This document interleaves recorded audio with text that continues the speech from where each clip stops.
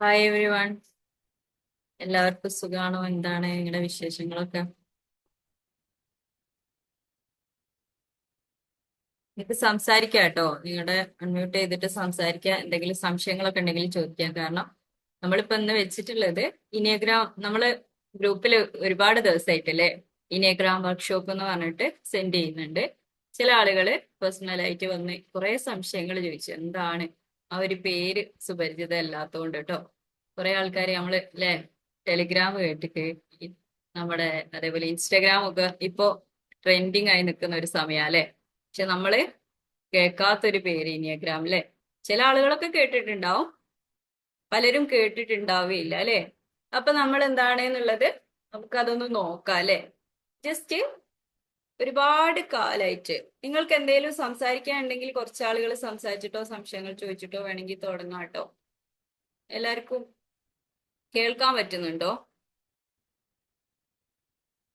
A V ക്ലിയർന്ന് audio yes, video ക്ലിയർന്ന്. Clear ആണ്.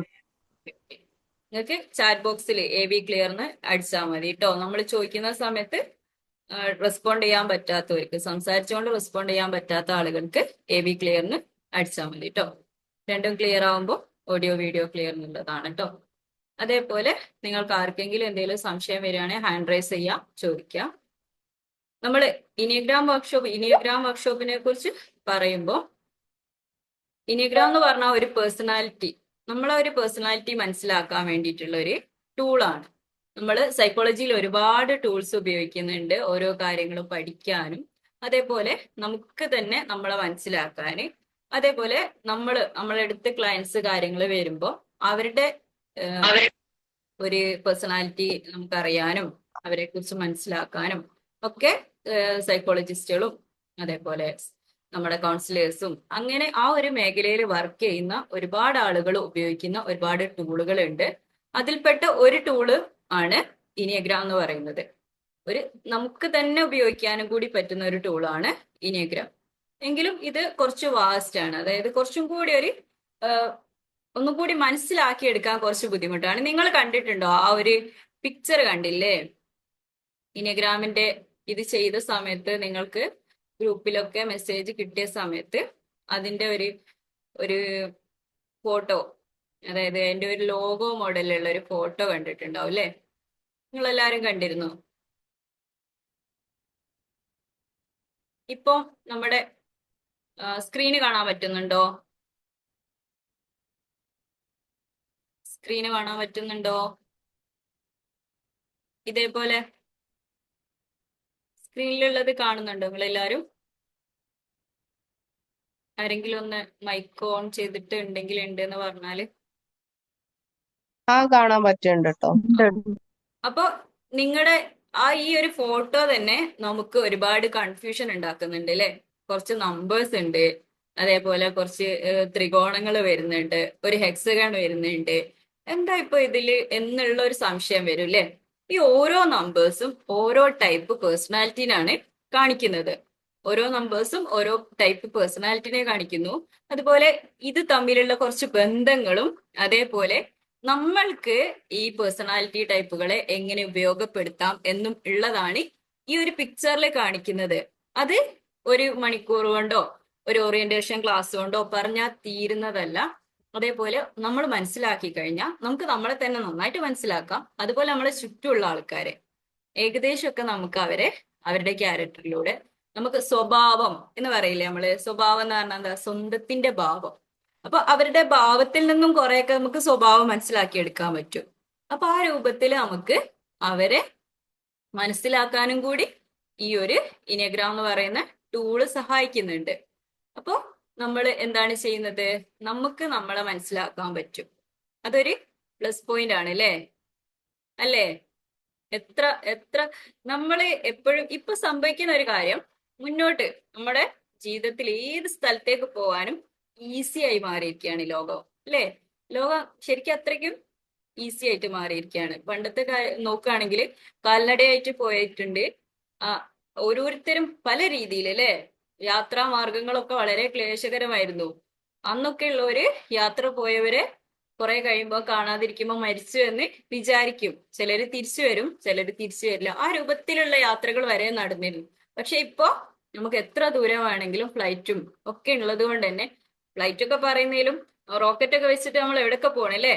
അപ്പൊ അത്രക്കും എളുപ്പമായിട്ടുണ്ട്. പക്ഷെ അത്രേ എളുപ്പ യാത്ര പുറം ലോകത്തേക്കായ സമയത്ത് സംഭവിച്ചത് എന്താന്ന് പറഞ്ഞാല് ഉള്ളിലോട്ടുള്ള യാത്ര ചുരുങ്ങി ചുരുങ്ങി ചുരുങ്ങി ചുരുങ്ങി ഇല്ലാതായിട്ടുണ്ട് എന്ന് തന്നെ വേണം പറയാൻ. പലരും ഉള്ളിലോട്ട് നോക്കുന്നില്ല. ചില സമയത്ത് ഒരു ഡിപ്രഷൻ അടിക്കും, അല്ലെ എന്തെങ്കിലും ഒരു ടെൻഷൻ വരുമ്പോൾ, ചെറിയൊരു ടെൻഷൻ വരുമ്പോൾ, അല്ലെങ്കിൽ നമുക്ക് ഒന്നും ചെയ്യാൻ പറ്റാത്തൊരു സമയത്ത് മാത്രം ഞാൻ എന്താ ഇങ്ങനെ എന്ന് ചിന്തിക്കുന്നത്.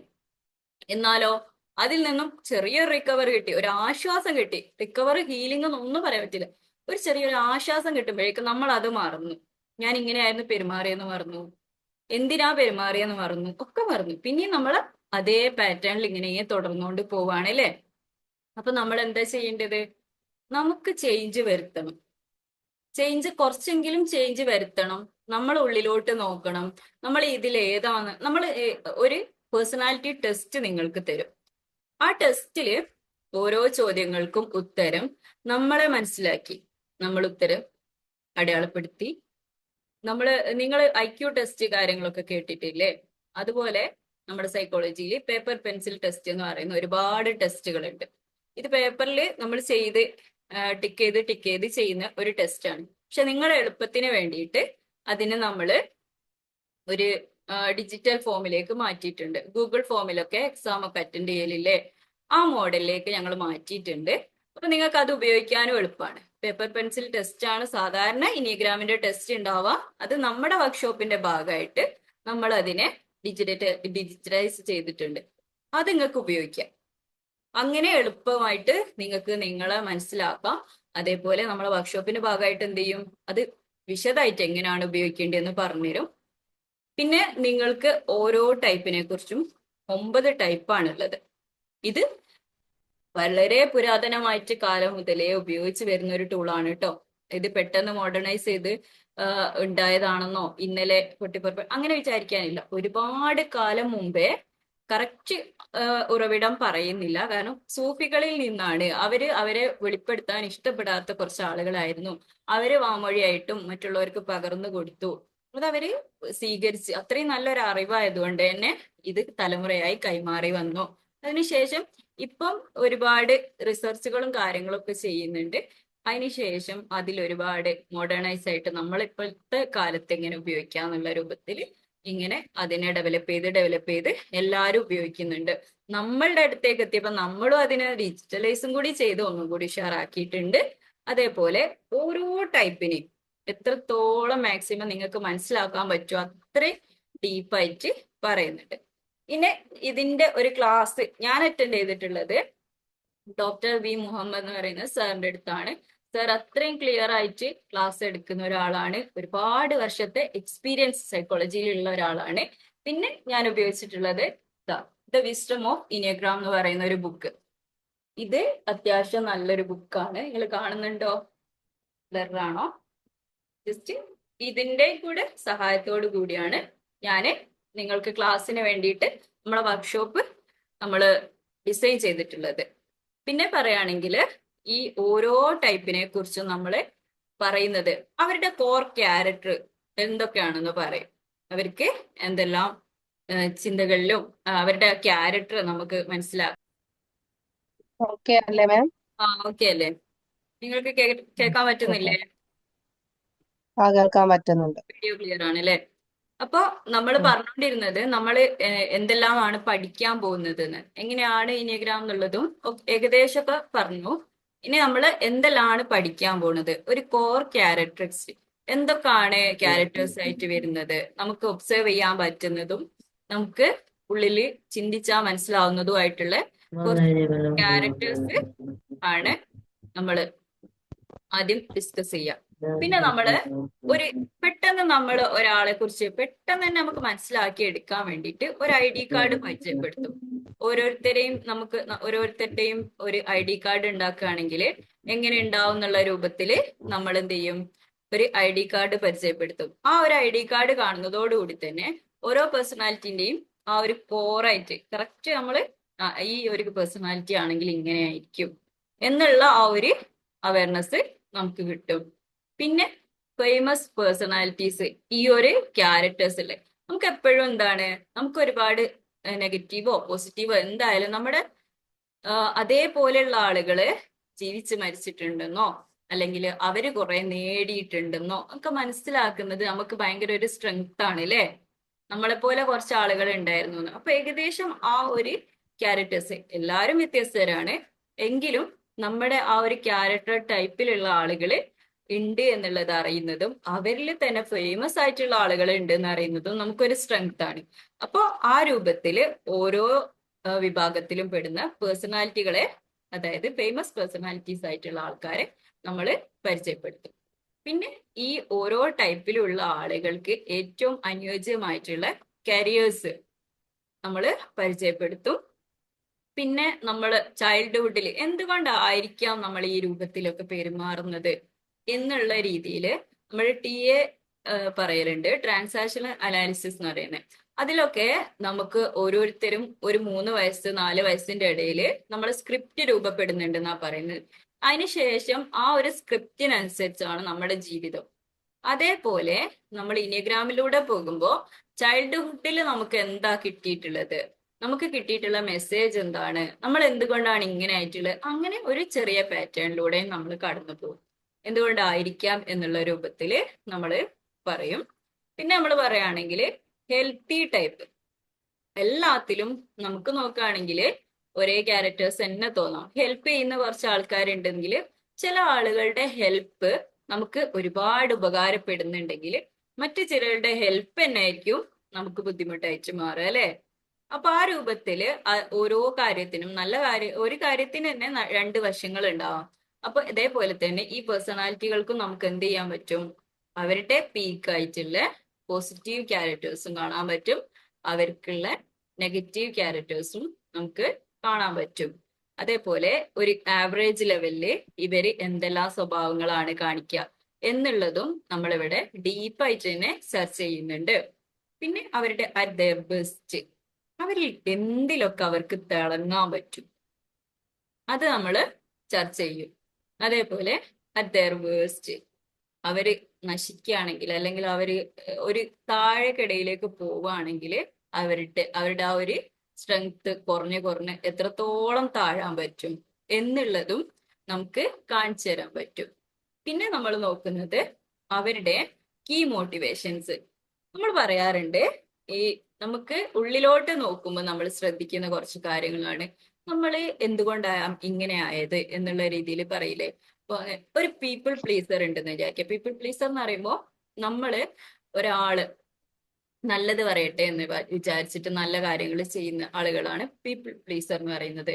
അതായത് നല്ല കുട്ടി ആവാൻ വേണ്ടി, നല്ല കുട്ടി എന്നുള്ള വാക്ക് കേൾക്കാൻ വേണ്ടിയിട്ട് ചെറുപ്പത്തിലൊക്കെ നമ്മൾ എല്ലാവരും പറയുന്നത് അനുസരിക്കുന്ന കുട്ടികളായിട്ട് മാറും. ആ രൂപത്തില് നമ്മൾ പീപ്പിൾ പ്ലീസർ ആയിട്ടുണ്ടെങ്കിൽ അതിന്റെ നമ്മുടെ ഉള്ളിൽ ഒരു വോയിഡ് സ്പേസ് ഉണ്ടാവും. അതായത് ചെറിയ എന്തെങ്കിലും ഒരു ലാക്ക് ചെയ്യുന്നുണ്ടാവും നമ്മള്. നമുക്ക് അത് നേടിയെടുക്കണം, അത് കിട്ടണം എന്നുള്ള ഒരു ആഗ്രഹം കൊണ്ടാണ് ചിലപ്പോൾ നമ്മൾ പീപ്പിൾ പ്ലീസർ എന്ന് പറയുമ്പോൾ ചിലപ്പോൾ എന്താ, നമ്മൾ പാരന്റ്സിനെ പ്ലീസ് ചെയ്യാൻ വേണ്ടി ശ്രമിക്കും അല്ലേ. നമ്മൾ ചെറുപ്പത്തിലൊക്കെ പാരന്റ്സ് നല്ല കുട്ടി നല്ല കുട്ടി എന്ന് പറയാൻ നമുക്ക് ഇഷ്ടമാണ്, നല്ലതുമാണ്, മോശമാണെന്ന് പറയുന്നില്ല. പക്ഷെ ഒരു പരിധി കഴിഞ്ഞാൽ അത് മോശമായിട്ട് മാറല്ലോ. അപ്പോൾ ആ രൂപത്തിൽ നമ്മുടെ വോയിസിനെ നമ്മൾ കേൾക്കാതാവും, നമ്മുടെ ഇമോഷനെ നമ്മൾ ശ്രദ്ധിക്കാതെയോ മറ്റുള്ളവരെ പറയുന്നത് മാത്രം കേൾക്കുന്ന ഒരു രൂപത്തിലേക്കൊക്കെ മാറും. അപ്പൊ ആ രൂപത്തില് ഓരോ പേഴ്സണാലിറ്റി ടൈപ്പിനും കീ മോട്ടിവേഷൻസ് വേറെ വേറെയാണ്. ഇപ്പൊ ഞാനൊരു ചെറിയൊരു ഉദാഹരണം മാത്രമാണ് പറഞ്ഞിട്ടുള്ളത്. അതുപോലെ ഓരോ പേഴ്സണാലിറ്റി ടൈപ്പിനും ഉണ്ടാവുന്ന കീ മോട്ടിവേഷൻസ് നമ്മളിവിടെ ചർച്ച ചെയ്യും. അതുപോലെ ഇനി ഇങ്ങനെയൊക്കെ ആണെങ്കിലും ചില വ്യക്തികളില് നമ്മൾ പറയാറില്ലേ, ഒരു 40 വയസ്സൊക്കെ കഴിഞ്ഞാല് ഒന്നും സംഭവിക്കാതെ ചില ആളുകളിൽ മാറ്റം വരും. ചില ആളുകളില് എന്തെങ്കിലും ഒരു അപകടം ഉണ്ടാവുക, അല്ലെങ്കിൽ വലിയൊരു അസുഖം വരിക, അല്ലെങ്കിൽ എന്തെങ്കിലും അവരുടെ ഒരു ഐ ഓപ്പൺ മൊമെന്റ് എന്നൊക്കെ പറയില്ലേ, അതുപോലെ എന്തെങ്കിലുമൊക്കെ ഉണ്ടായി കഴിഞ്ഞാൽ ഇവരിൽ സ്വയം മാറ്റം വരും.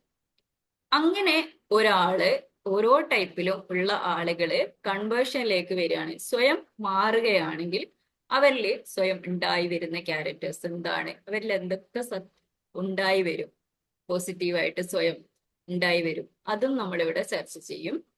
ഇനി നിങ്ങൾക്കാണെങ്കിൽ മാറണം. എനിക്ക് എന്റെ ക്യാരക്ടർ മനസ്സിലായി, എന്റെ ഇനിഗ്രാം ടൈപ്പ് മനസ്സിലായി. ഓരോ ടൈപ്പും പറയുമ്പോൾ എന്താണ്, നമ്മൾ അടിച്ചേൽപ്പിക്കല്ല കേട്ടോ, നിങ്ങൾ ഒരു ബോക്സിലേക്ക് മാറ്റല്ല. ഇന്ന് ഈ ബോക്സിൽ നിങ്ങൾ ഇരുന്നോ, ഈ ബോക്സിൽ നിങ്ങൾ ഇരുന്നോ, അങ്ങനെ പറഞ്ഞ 9 ബോക്സിലാക്കി മാറ്റല്ല. നിങ്ങളെ ഒന്ന് അണ്ടർസ്റ്റാൻഡ് ചെയ്യാണ്, നിങ്ങൾ നിങ്ങളെ തന്നെ ഒന്ന് അണ്ടർസ്റ്റാൻഡ് ചെയ്യാണ്. അതിനുശേഷം നമുക്ക് തോന്നാണ് ഇതിനേക്കാളും കുറച്ചും കൂടി ബെറ്റർ ആവണം. അങ്ങനെ ബെറ്റർ ആവണം എന്ന് തോന്നുന്ന ഒരു അവസരത്തിൽ നമുക്ക് ഉപയോഗിക്കാൻ പറ്റുന്ന റിഡംഷൻ മെത്തേഡുകളും കൂടെ നമ്മളിവിടെ പരിചയപ്പെടുത്തും. അത് മാത്രമല്ല, ആ മെത്തേഡ്സ് പ്രാക്ടീസ് ചെയ്യാൻ വേണ്ടിയിട്ടുള്ള 3 മാസമുള്ള ഒരു ഫോളോ അപ്പും കൂടി നിങ്ങൾക്ക് തരും. അപ്പോൾ നമുക്ക് അത്രയും വേസ്റ്റ് ആയിട്ടുള്ള, അത്രയും അടിപൊളിയായിട്ടുള്ള ഒരു വർക്ക്ഷോപ്പിലേക്കാണ് ഞങ്ങൾ നിങ്ങളെ ക്ഷണിക്കുന്നത്.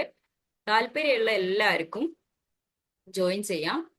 ഈ ക്ലാസ് കഴിഞ്ഞിട്ട് ആദ്യം കോണ്ടാക്ട് ചെയ്യുന്ന ഒരു 5 പേർക്ക് പേഴ്സണാലിറ്റി ടെസ്റ്റ് നേരത്തെ ചെയ്യാം. അതിൽ നിന്നും നിങ്ങൾക്ക് നിങ്ങളുടെ ടൈപ്പ് മനസ്സിലാക്കാം. ബാക്കി നമുക്ക് നമ്മുടെ വർക്ക്ഷോപ്പിൽ വെച്ച് കാണാം.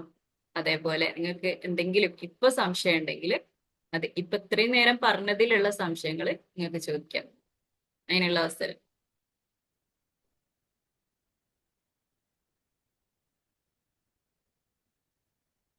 ഇനി നിങ്ങളുടെ അവസരമാണ്. നിങ്ങൾക്ക് ആ ഒരു സമയം മാക്സിമം ഉപയോഗപ്പെടുത്താം കേട്ടോ.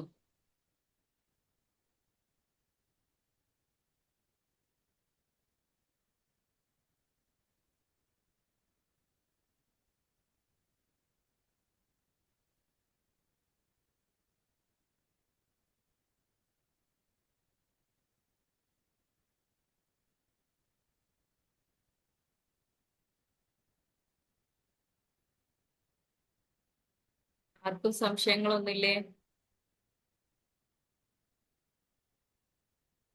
സംശയം ഇല്ലാതിരിക്കുക. എല്ലാം മനസ്സിലാവുമ്പോഴും ഒന്നും മനസ്സിലാവാതിരിക്കുമ്പോഴുമാണ്.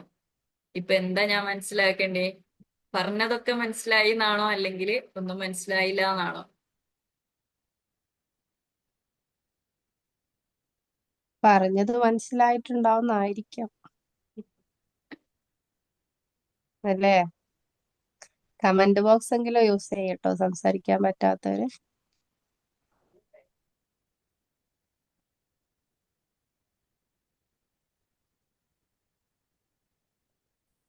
ഇതിൽ പേഴ്സണാലിറ്റി ഇനി ഇങ്ങനെ കണ്ടെത്തണം. ചോദിക്കാന് നിങ്ങൾക്ക് ബുദ്ധിമുട്ടുണ്ട്, റെക്കോർഡ് വേണമെങ്കിൽ ഒഴിവാക്കാം. റെക്കോർഡ് എഴുതാം. നിങ്ങൾക്ക് ബുദ്ധിമുട്ടുണ്ടെങ്കിൽ നിങ്ങൾക്ക് പേഴ്സണലും ചോദിക്കാം കേട്ടോ.